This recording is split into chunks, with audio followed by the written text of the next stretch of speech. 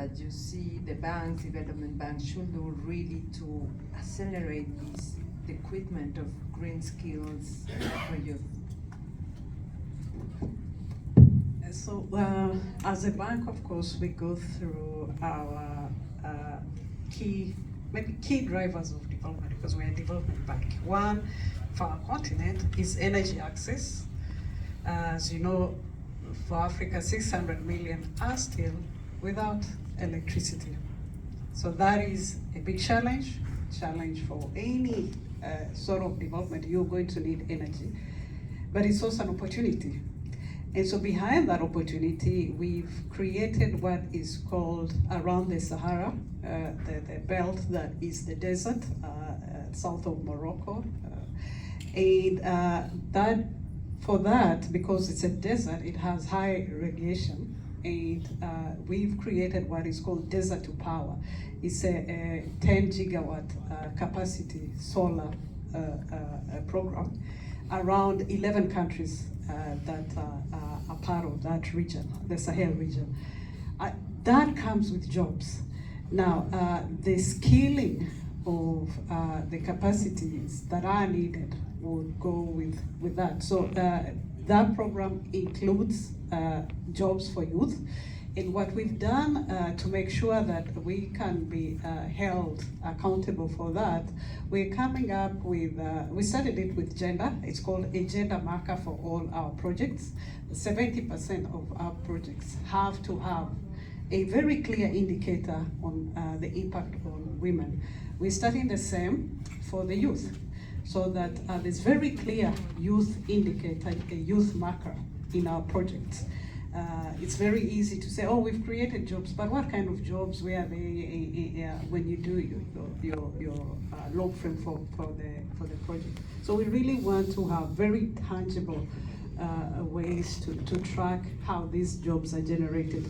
Two, our private sector department is working on a youth, they call it a youth bank, ideally to try and create dedicated financing mechanism for the youth. And what we know is it might not look like traditional way that we do business. One, understanding that to date, 4 out of 5 Africans own a mobile phone. So they transact their business on their mobile phone. Half of them have internet. And those are the youth, mostly the youth. And so as we revolutionize how we do business, that will be our new target market. Thank you. Thank you so much for sharing this very complete example.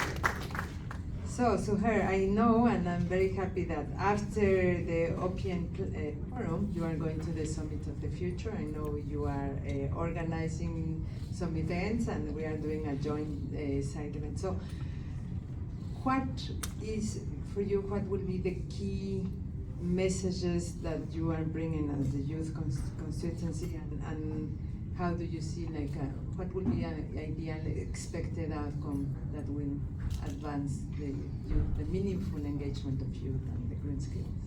Yeah, I must say that's a tricky question. We cannot maybe presume some of the outcomes of the Summit of the Future, but obviously we can always talk about our expectations. Yeah, it's correct. But I'm not going to New York for some reason. Obviously, the reality is that as a global youth, it's not easy for us to get the US visa. So I'm coming to Brazil. I love Global South more, and I'm sending someone, another colleague who has like a Global North passport to New York to organize that.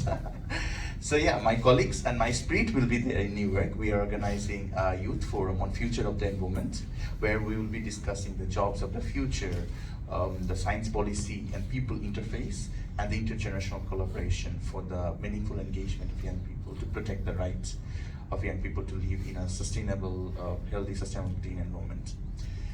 So the expected outcomes, obviously there, we already are engaging the top level UN officials, like UNEP Executive Director will be there, the UNIA7 President, the Minister from the Oman will be there too, and some other presidencies are also convening the forum with us, like the G20 presidency, Brazil is there, and then EU presidency, Hungary, will be there too. So we are actually looking for increased commitments from their side for contributing and investing for the skilling of young people to thrive in a green economy, and obviously supporting their engagement in the policies relevant, in the policy negotiations and the discussions relevant to this environment and the green jobs and the skills.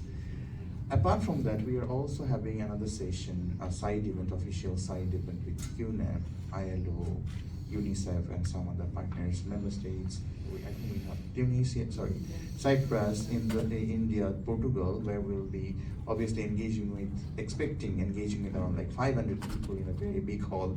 And we will obviously discuss about all these challenges that young people are facing when it comes to green jobs and skills, and then we will put forward some suggestions.